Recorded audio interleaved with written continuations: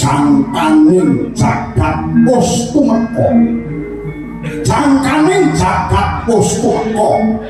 Silming gabus ngambanging watritem bolak-balik barang dilulu.